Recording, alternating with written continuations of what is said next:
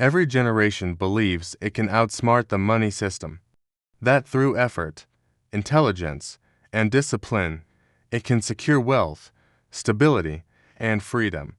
Yet time and again, the rules of the game shift, subtly, invisibly. The players remain convinced they understand it fully. The unsettling truth is that the system is not broken, it is working exactly as it was designed to. Modern money is not a neutral tool but a structure built on debt, leverage, and concentration. Governments create money by borrowing. Banks create it digitally with interest attached. Every transaction, every loan, every dollar is born already carrying obligations that do not yet exist. This forces endless cycles of borrowing just to sustain the system. Inflation quietly erodes the value of wages and savings over time. It rewards those who hold assets first, before the new money reaches the broader population. This pattern has been repeated across centuries, silently, mechanically, and perfectly.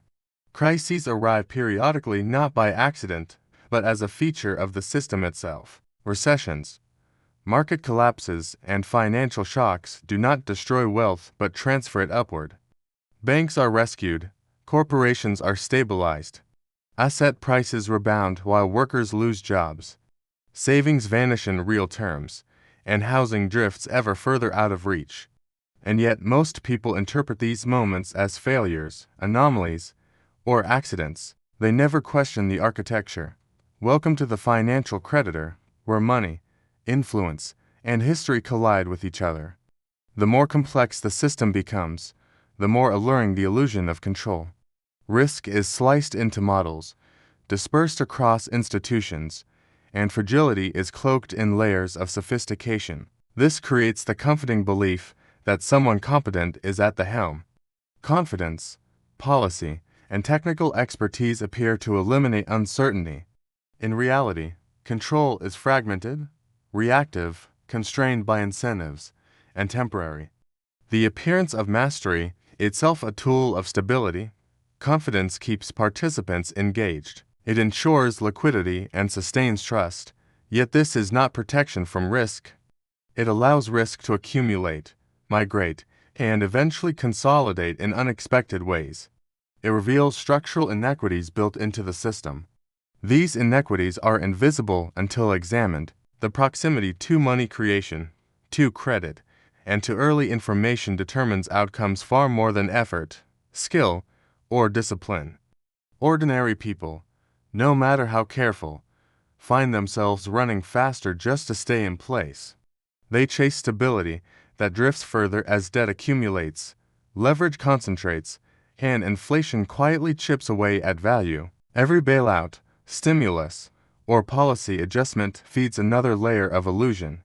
Pain can be managed without being experienced. Losses can be absorbed somewhere else. Consequences can be postponed indefinitely. Yet, history demonstrates the inevitability of cost. Costs are unevenly distributed. Some generations are hit hardest while others are spared. Entire populations are burdened by decisions they neither made nor controlled. Fragility is not a bug, but a design. The architecture of money is optimized to concentrate wealth. It maintains power hierarchies. It preserves the system quietly, efficiently, legally, and invisibly. The most dangerous moment is not collapse but confidence. This is when participants believe that the system has evolved beyond history. They believe that risk has been mastered. They assume warnings are outdated. Markets do not fail from ignorance alone. They fail when enough actors understand just enough to exploit incentives while assuming someone else manages the downside. Human psychology, unchanging over centuries, guarantees that optimism, fear, greed, denial, and hope drive collective behavior in predictable ways. Illusions appear rational. Familiarity breeds comfort. The longer a system appears stable, the more convincing it becomes. The structure is assumed natural. Incentives are seen as permanent. Rules appear inevitable. Skepticism sounds irrational. Safeguards and regulations fade into friction over generations. Memory diminishes, and new participants inherit rewards without scars. They see the system as safe, sophisticated, and self-correcting. Illusions quietly regain dominance. This requires neither stupidity nor malice, only repetition, memory decay, and reinforcement through participation. In this modern world, speed, technology, and information accelerate the process. Decisions are still filtered through ancient instincts. Short-term success is mistaken for proof. Rising prices are confused with value. Complexity is interpreted as intelligence. Confidence is substituted for wisdom.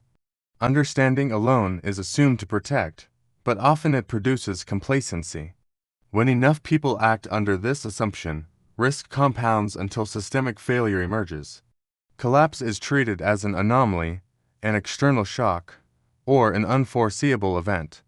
It is not seen as the predictable outcome of structural design. History becomes less a crystal ball and more a mirror.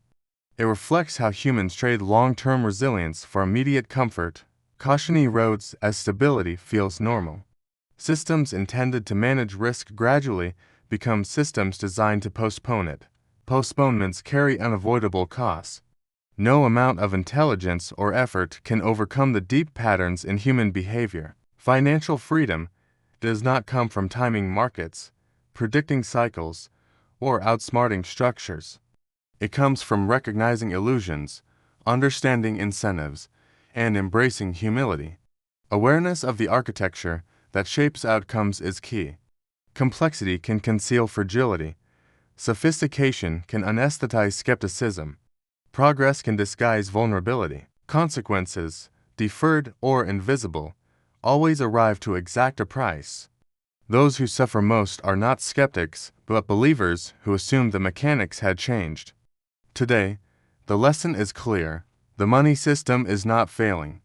It is working perfectly, flawlessly, as intended. The question is whether we choose to navigate it consciously, understand where power flows, anticipate where risk accumulates, and live alongside illusions with foresight, humility, and clarity. History is always beneath us, quietly shaping the world we occupy, and understanding the patterns is the closest thing to control any generation will ever have.